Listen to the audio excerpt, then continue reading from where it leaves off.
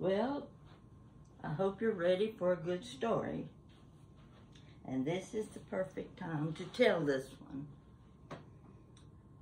I know it's a little early for Valentine's Day, but if I don't do something while I'm thinking about it, I forget it. And this is a story I think you will like. Oh my gosh. I look like whatever happened to Baby Jane.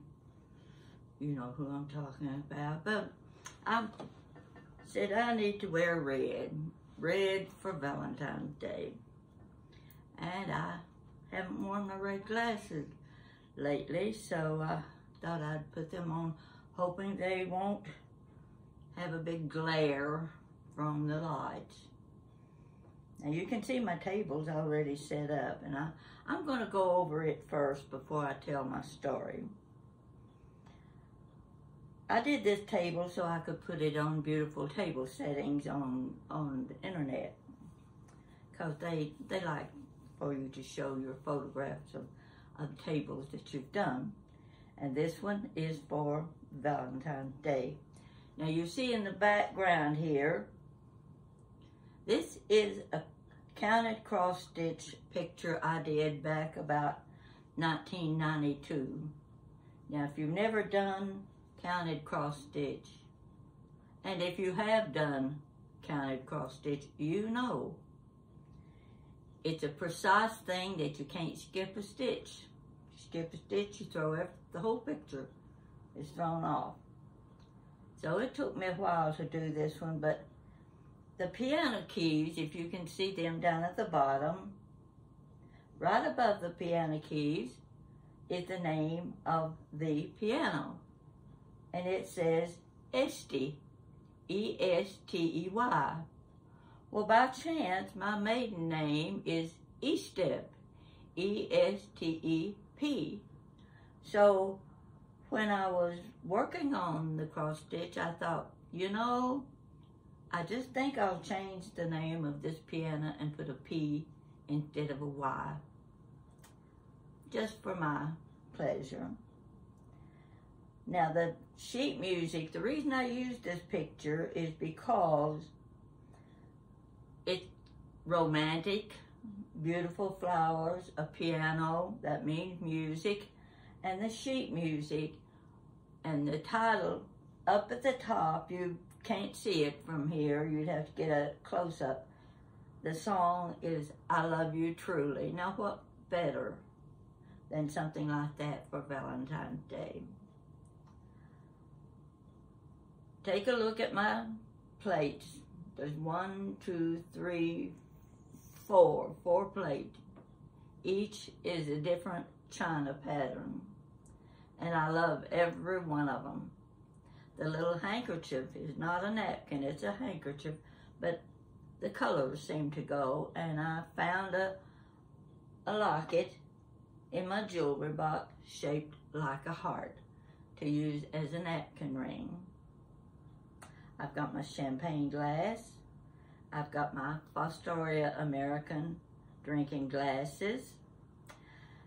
And I was in a little antique shop where my daughter works the other day, and I spotted this silverware. Very pretty. Let me hold it up. Maybe you can get a better look at it. Rather simple pattern, but I liked it. She said she had just finished cleaning it, and I said, well, you let me borrow it. I want to use it in one of my table settings. She just picked up the box and says, here, take them home with you. So now I've got another set of silverware, and I like it very much. This is an extra little plate. It's different to those two, and I think it's a beautiful, beautiful pattern. See if I can hold it up close enough. You can zoom in and see these patterns and see how pretty they are.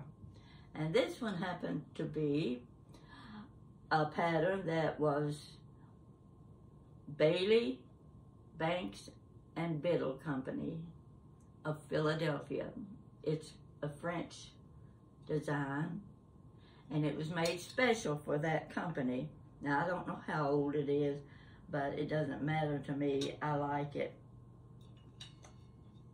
And my little, I think this is a tomato spoon.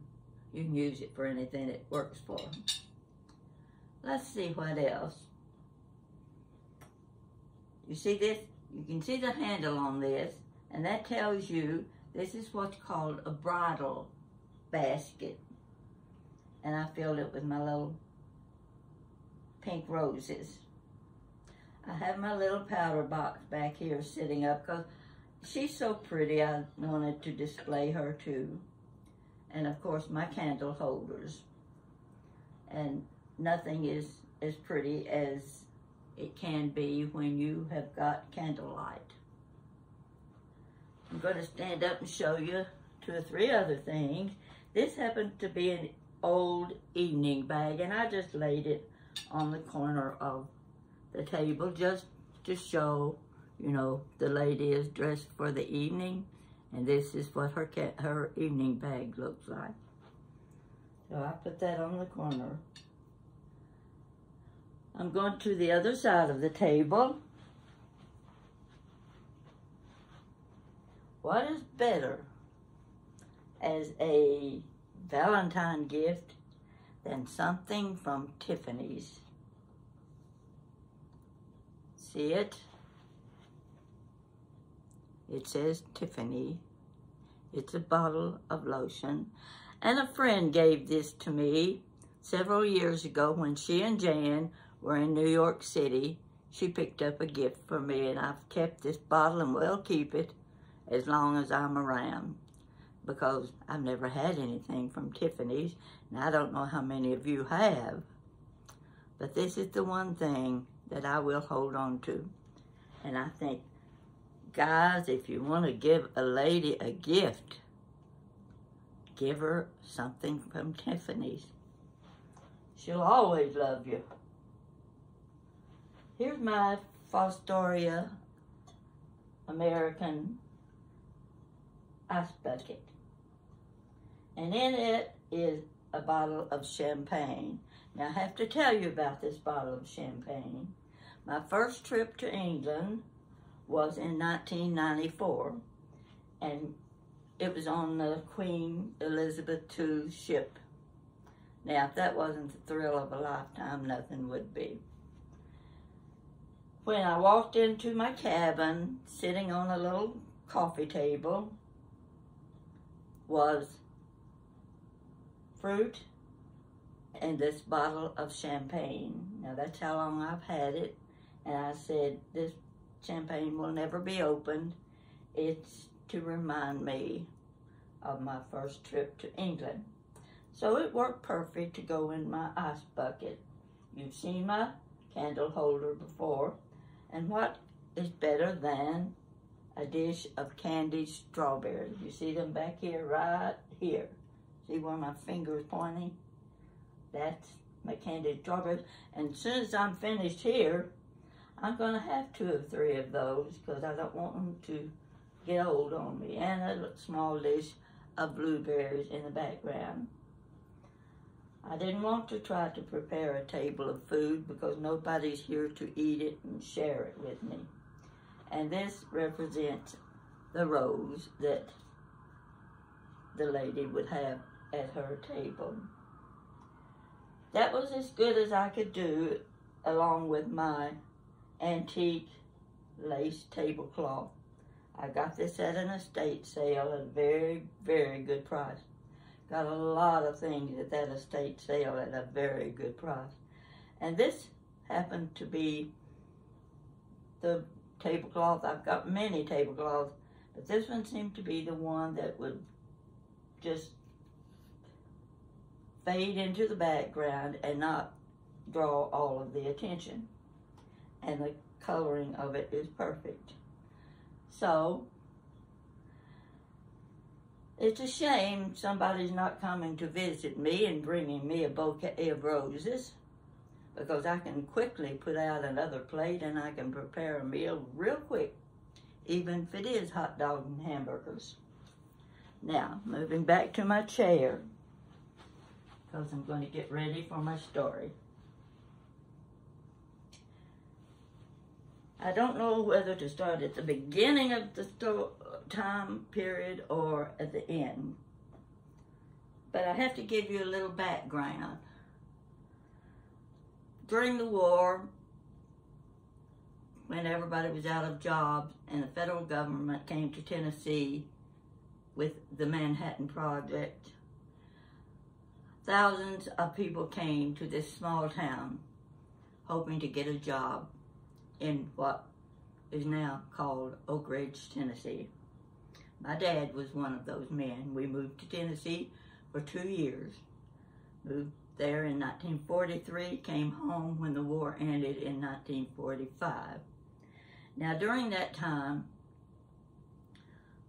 there were many children coming into this new school at the end of the school year. You can't imagine what it was like.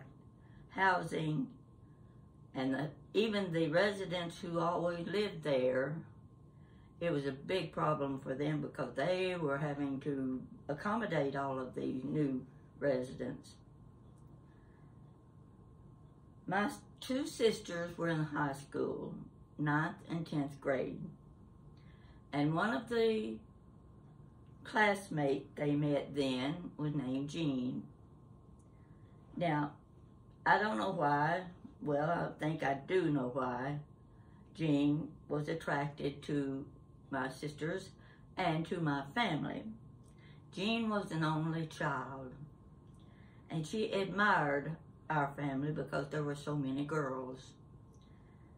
And she always remained friends with my 2 sisters.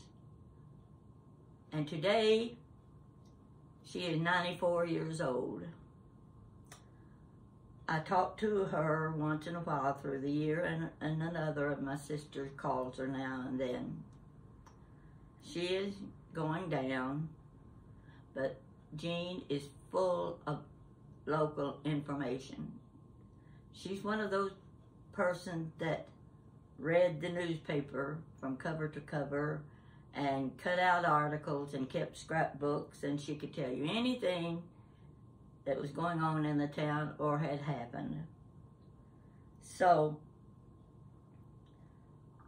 I was talking to her on the phone one night, and she said, "Pat, I want to tell you something. I was watching television one night, and it was a television station in Knoxville, Tennessee, and she was watching a talk show, local talk show, and the lady that was being interviewed had just written a book and got it published. She was an elderly lady. She'd never married. She lived with her sister, and I think she came down with a condition that she had to go to a nursing home for rehab for a while. This is while she was at the nursing home that they interviewed her. And once the residents at the nursing home learned that she had published a book, they all bought one. So that was good for her. Now, while the interview was going on, Jean was very interested in what they were talking about and the new book. And the lady was also writing her second book. They gave the lady's name, and it was like a light flashing in Jean's head. Something about that name is familiar, very familiar. And then it struck her. I went to school with this lady in the 3rd grade.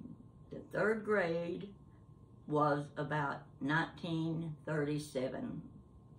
That was during the Depression.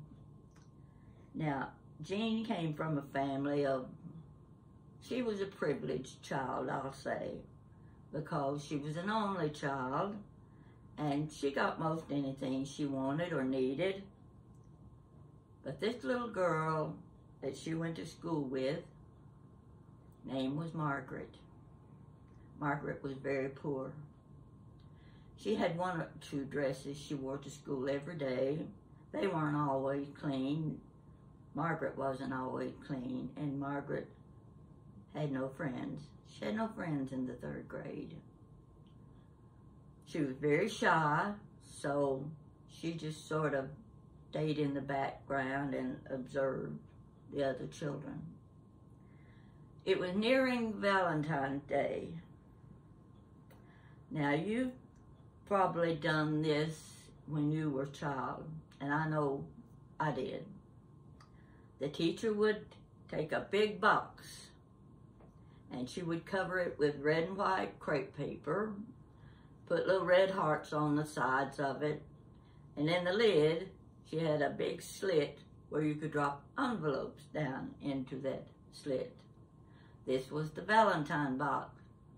All of the children would bring Valentine to school for their classmates, and they would drop them in that box, and the teacher would hand them out to the children. And I remember myself, I wonder who got the most Valentines. That meant you were the most popular. Well, I was not always the most popular, but I was popular enough. I got enough Valentine to be satisfied.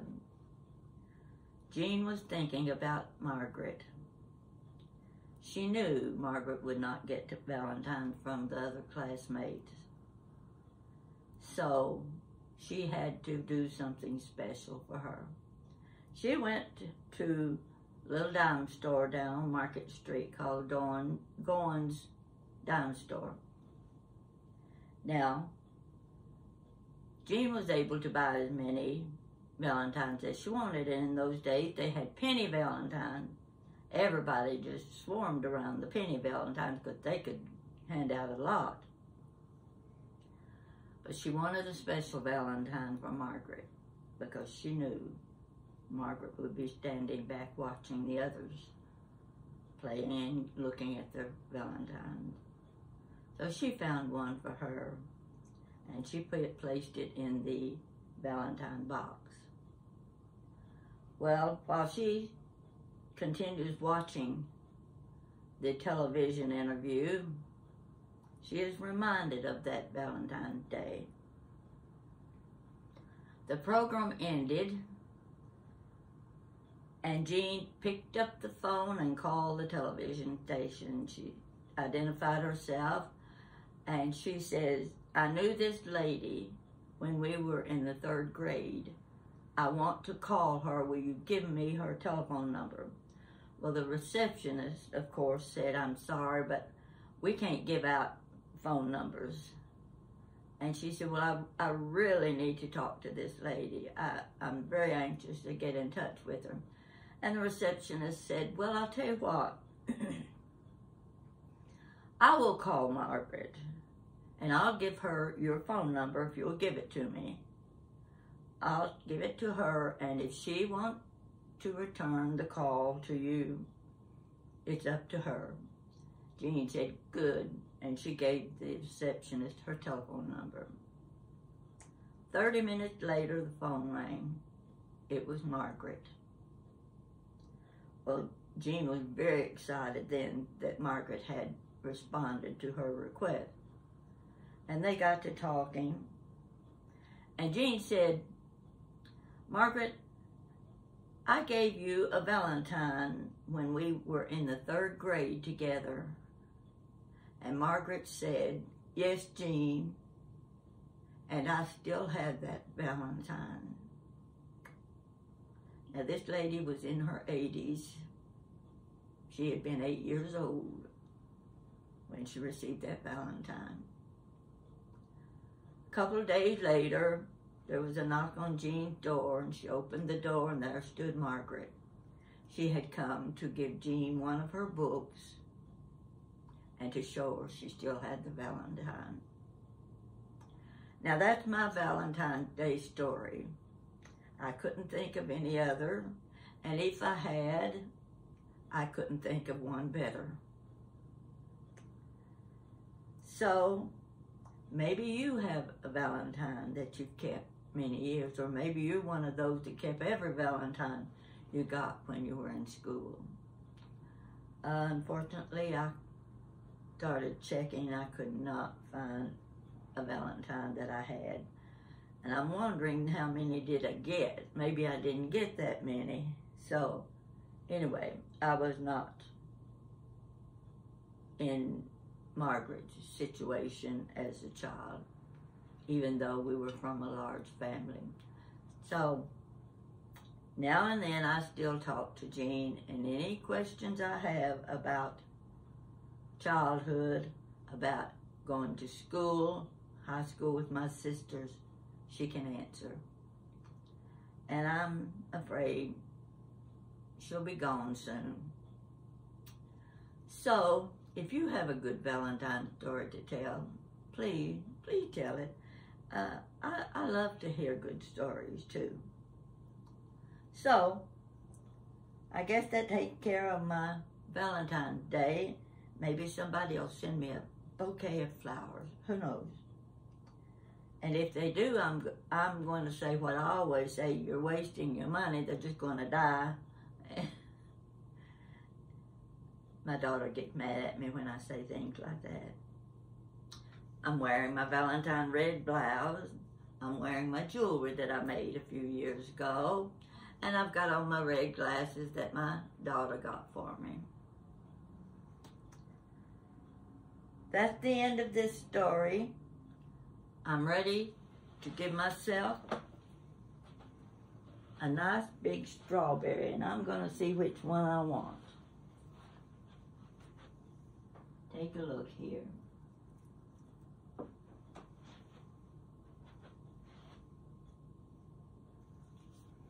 How do you like that? I'm going to take a bite of it. And I'm going to tell you this. I have bought strawberries that didn't have any sweetness to them at all, and that just really irritates me, because strawberries should be sweet. But if you dip them in this white chocolate, when you take a bite of that, it's not just the white chocolate that's sweet, the strawberry suddenly is sweet too. So I'm going to take a bite of this, and we're going to find out if it is as sweet as it should be.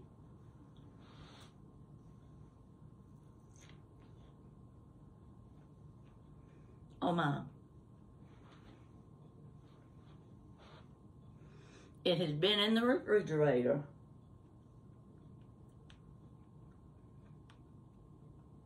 I'll be eating every one of those in the next day or two. Wish you had a bite of this.